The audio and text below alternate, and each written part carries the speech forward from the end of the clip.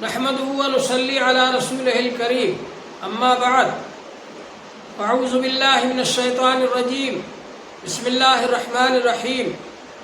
قال الله تبارك وتعالى في القرآن المجيد والفرقان الحميد قل لا أسألكم عليه أجرا إلا المودة في القربى وقال رسول الله صلى الله عليه وآله وسلم حسين مني وأنا من حسين احب اللہ من احب حسینا۔ محترم حضرات، حضور پاک صلی اللہ علیہ وآلہ وسلم نے یہ دین ہم تک پہنچایا، اس کے لیے تکلیفیں برداشت کی، اس کے لیے فاقے برداشت کیے، اس کے لیے آپ کو ستایا گیا اور اذیتیں دی گئیں، ان سب کو حضور پاک صلی اللہ علیہ وآلہ وسلم نے برداشت کیا۔ ہمارے اوپر حضور پاک صلی اللہ علیہ وآلہ وسلم کا بہت بڑا احسان ہے کہ آپ نے ہم کو یہ دین پہنچایا اور ہر طرح کی تکلیفیں برداشت کی، لیکن اس کے باوجود آپ نے یہ دین ہم کو پہنچایا۔ یہ حضور پاک صلی اللہ علیہ وآلہ وسلم کا ہمارے اوپر بہت بڑا احسان ہے اور اس احسان کا ہم کوئی بدلہ نہیں دے سکتے۔ اور حضور پاک صلی اللہ علیہ وآلہ وسلم کی زبانی اللہ جل شانہ نے یہ کہلوایا ہے قل لا اسألکم علیہ اجرا،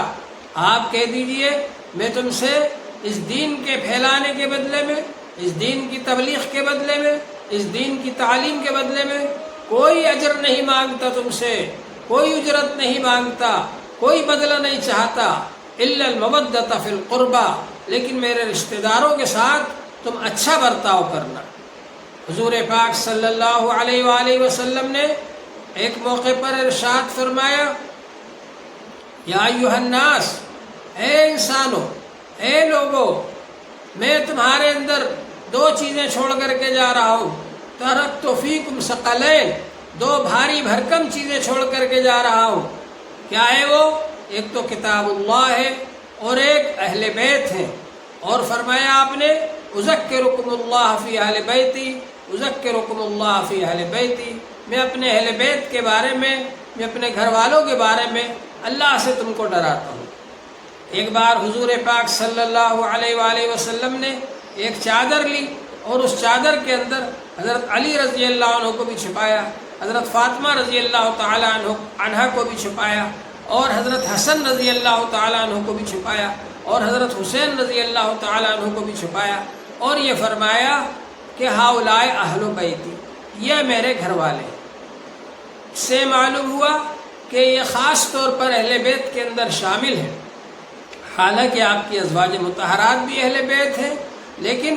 اس واقعے سے یہ ظاہر ہوتا ہے کہ خاص طور سے آپ کے اہل بیت ہیں۔ اور جب اہل نجران آئے مباہلہ کرنے کے لیے تو حضور پاک صلی اللہ علیہ وآلہ وسلم ان کو لے کر کے آئے، اور حضرت علی رضی اللہ تعالیٰ عنہ، حضرت فاطمہ رضی اللہ تعالیٰ عنہ، حضرت حسن رضی اللہ تعالیٰ عنہ، حضرت حسین رضی اللہ تعالیٰ عنہ، اور ان کو لے کر کے آئے اور یہ فرمایا اللہ تعالیٰ سے کہ یہ میرے اہل بیت ہیں اور میں ان کو لے آیا ہوں۔ لیکن نجران والے مباہلہ کرنے کے لیے نہیں آئے اور بھاگ گئے۔ بہرحال ان سب باتوں سے معلوم ہوتا ہے کہ حضور پاک صلی اللہ علیہ وآلہ وسلم کو ان حضرات سے بہت زیادہ محبت تھی۔ چنانچہ حضور پاک صلی اللہ علیہ وآلہ وسلم نے فرمایا احب اللہ من احب حسینا، اللہ اس سے محبت کرے جو حسین سے محبت کرے۔ اور اسی طرح سے جب آپ سے پوچھا گیا کہ اہل بیت میں سب سے زیادہ محبوب آپ کو کون ہے، تو آپ نے فرمایا الحسن والحسین، حسن و حسین سب سے زیادہ محبوب ہیں۔ ایک موقع پر حضور پاک صلی اللہ علیہ وآلہ وسلم نے ارشاد فرمایا کہ احب اہل بیتی الحسن والحسین،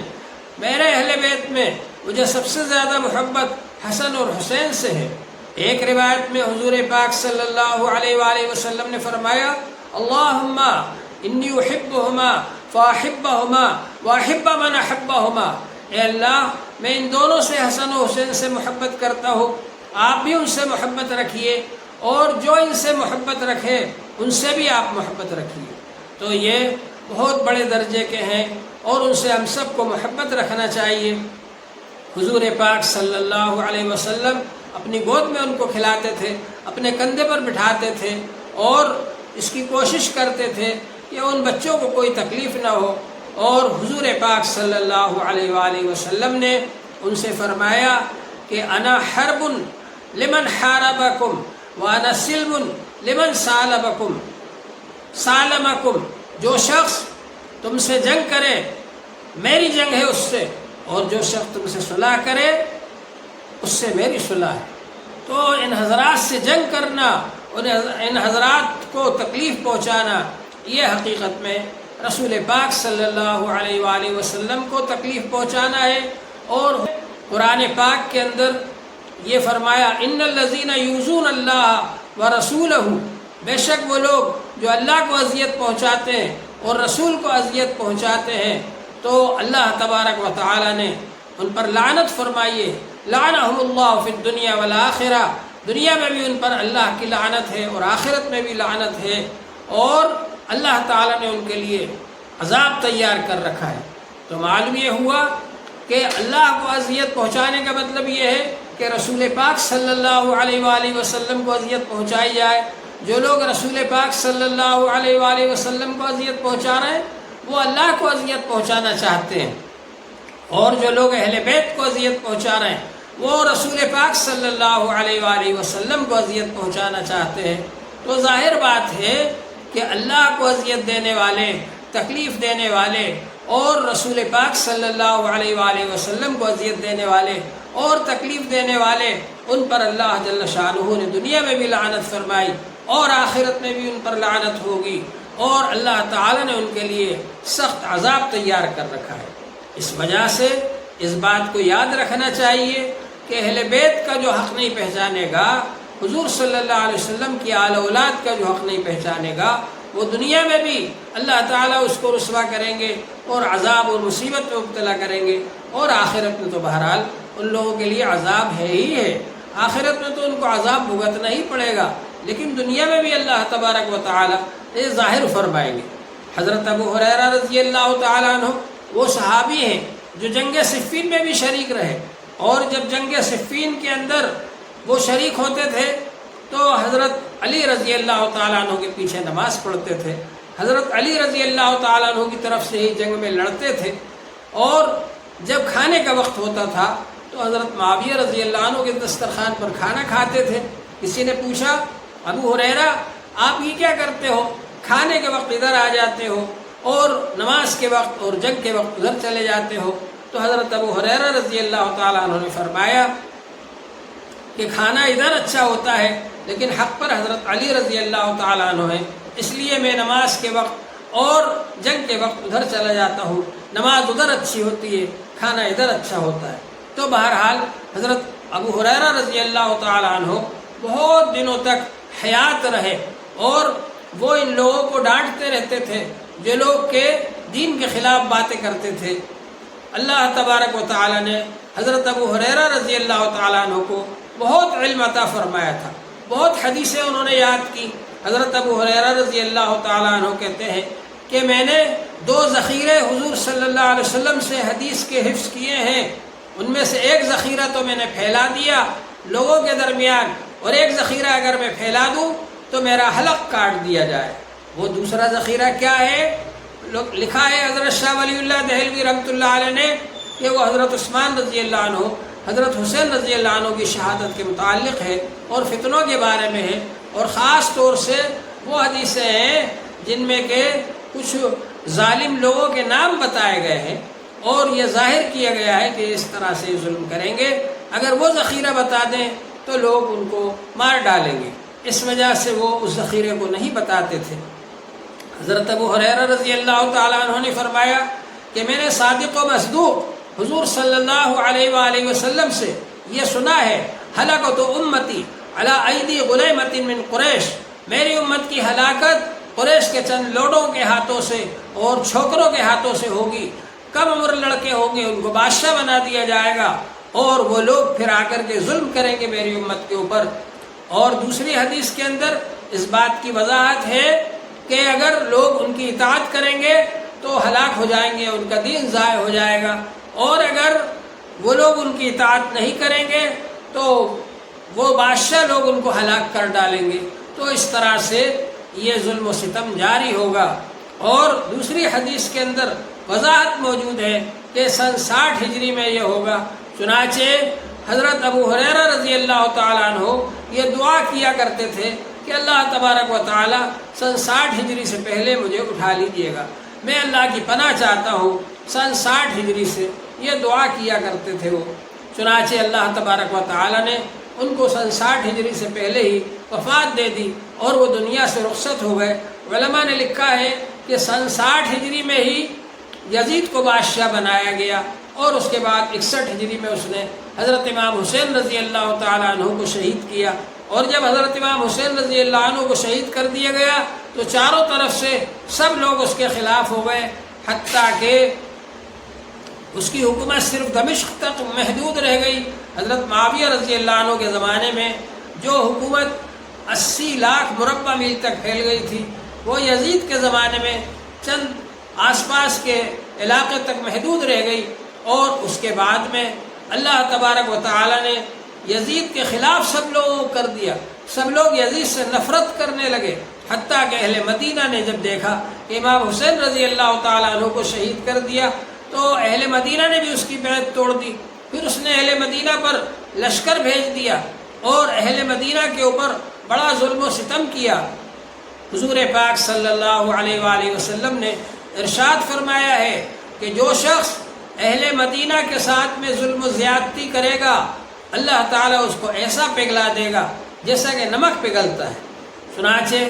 اہل مدینہ کے اوپر بڑا ظلم و ستم کیا، 3 دن تک مدینہ کو حلال کر دیا گیا اور 10,000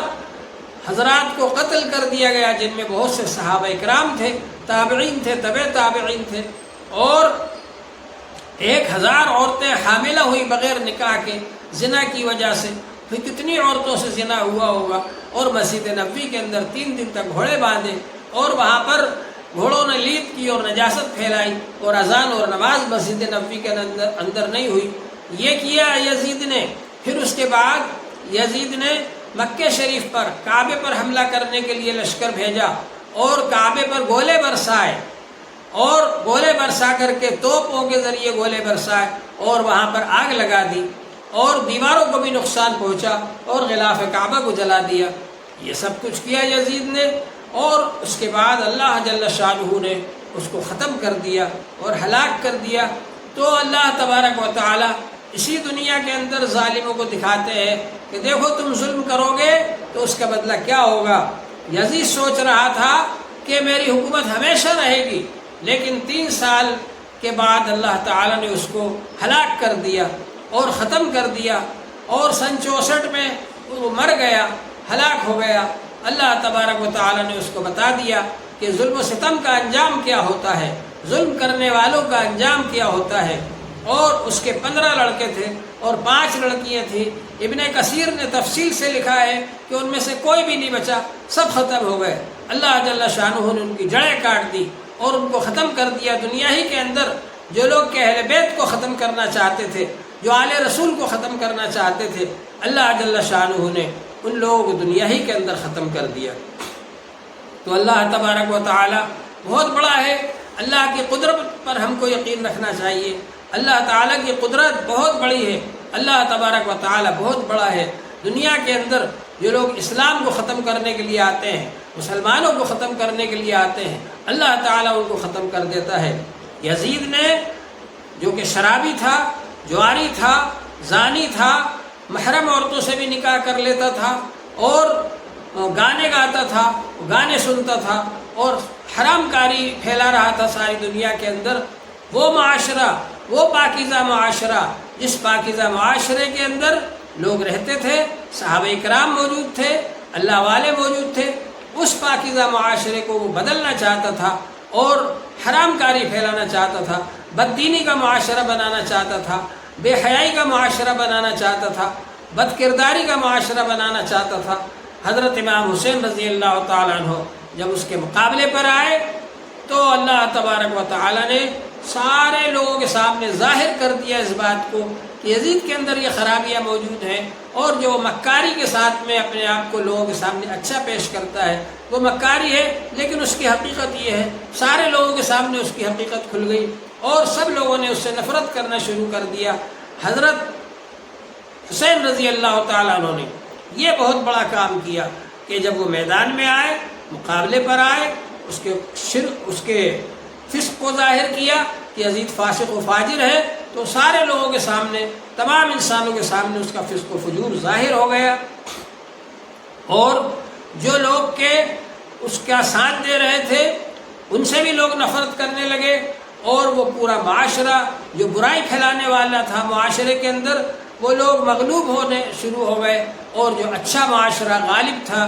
وہ لوگ پھر غالب آ گئے، ان کے سامنے ظاہر ہو گئی سب باتیں کہ ان کی باتیں نہیں ماننا ہے، یہ دین حق کے نقصان پہنچانے والے ہیں، دین کو ختم کرنے والے ہیں، دین کو مٹانے والے ہیں، ان سے دور رہنا ہے، ان سے بچنا ہے۔ چنانچہ اللہ جل شانہ نے حضرت امام حسین رضی اللہ عنہ کی قربانی کی وجہ سے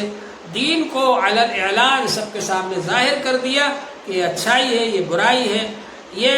اچھا کردار ہے، یہ برا کردار ہے، امام حسین کا کردار اچھا کردار ہے، یزید کا کردار برا کردار ہے، ایک طرف جھوٹ ہے، ایک طرف سچ ہے، ایک طرف بے حیائی ہے، ایک طرف حیا داری ہے، ایک طرف بد اخلاقی اور بد کرداری ہے، ایک طرف اچھے اخلاق ہیں، حسن اخلاق ہیں اور اچھی عادتیں ہیں۔ تو یہ سب باتیں جب ظاہر ہو گئیں، امام حسین رضی اللہ تعالیٰ عنہ نے ظاہری طور پر اپنے آپ کو مٹا دیا، لیکن دین کو زندہ کر دیا، اور دین کو ہمیشہ ہمیشہ زندہ رکھنے کے اسباب بنا دیے، اور لوگوں کو یہ بات بتا دی کہ جب بھی دین کو مٹانے والے آئیں تم ان کا مقابلہ کرنا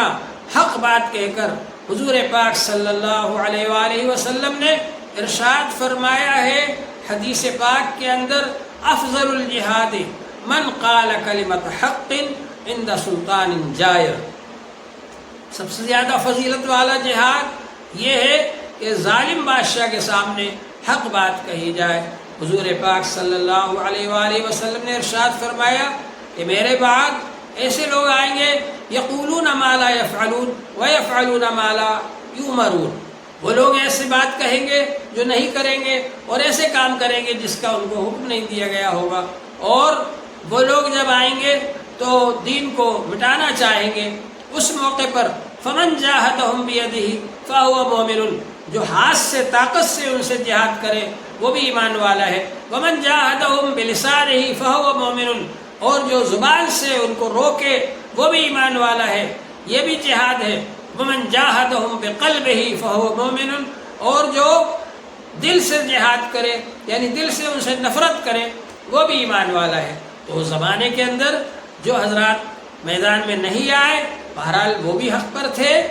اور جنہوں نے زبان سے روکنے کی کوشش کی وہ بھی حق پر تھے، اور امام حسین رضی اللہ عنہ نے ہاتھ سے روکنے کی کوشش کی وہ بھی حق پر تھے۔ حضرت امام حسین رضی اللہ عنہ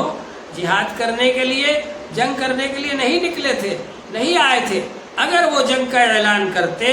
تو ان کے ساتھ ہزاروں صحابہ ہوتے، اور ان کے ساتھ میں بہت بڑی فوج ہوتی، اور یزید ان کو ہرگز شکست نہیں دے سکتا تھا۔ لیکن حضرت امام حسین رضی اللہ عنہ کو جب کوفے والوں نے بلایا تو آپ یہ سوچ کر جا رہے تھے کہ ہم کوفے جائیں گے، اور کوفے جا کر کے کیونکہ وہاں کا ماحول ہمارے موافق ہے، لوگ بلا رہے ہیں، اس لیے ہم وہاں جا کر حکومت قائم کریں گے، اور پھر وہاں سے ہم دین کو پھیلائیں گے، اور یزید کی بددینی کو روکیں گے، یزید جو برائیاں پھیلا رہا ہے اس کی برائیوں کو ہم روکنے کی کوشش کریں گے۔ اگر حضرت امام حسین رضی اللہ تعالیٰ عنہ اعلان فرماتے جنگ کا اور جہاد کا تو ان کے ساتھ ہزاروں آدمی ہوتے اور صحابہ کرام کی بڑی تعداد ہوتی، لیکن یہ کہ انہوں نے ایسا نہیں کیا، اعلان نہیں کیا جہاد کا، اور نہ ان کا وہ مقصد تھا کہ میں جہاد کرنے کے لیے جا رہا ہوں، لیکن جب موقع آ گیا تو اس پر انہوں نے صبر کیا اور ڈٹے رہے، اور پھر انہوں نے جنگ کی اور مقابلہ کیا۔ حضور پاک صلی اللہ علیہ وآلہ وسلم نے ارشاد فرمایا ہے، من قتل دون دمہ فہو شہید، جو شخص اپنے خون کی حفاظت میں قتل کر دیا جائے وہ بھی شہید ہے، ومن قتل دون مالہ فہو شہید، جو شخص اپنے مال کی حفاظت میں قتل کر دیا جائے وہ بھی شہید ہے۔ تو حضرت امام حسین رضی اللہ تعالیٰ عنہ نے اپنی جان کی پرواہ نہیں کی، جو کوفے والوں نے بلایا آپ کو خط لکھ کر کے، اور پھر اپنی جان بچانے کے لیے وہ لوگ یزید کے لشکر میں شامل ہو گئے، لیکن امام حسین رضی اللہ تعالیٰ عنہ نے دین بچانے کے لیے اپنی جان کو قربان کر دیا، لیکن دین کو قربان نہیں کیا، یہ جذبہ ہمارے اندر ہونا چاہیے کہ ہم بھی دین کے لیے ہر طرح کی قربانی دینے کو تیار رہیں، لیکن دین پر آنچ نہ آنے دیں، دین کو نہ مٹنے دیں، دین کی حفاظت کریں۔ اللہ جل شانہ ہم سب کو اس کی توفیق عطا فرمائے۔ وآخر دعوانا الحمد للہ رب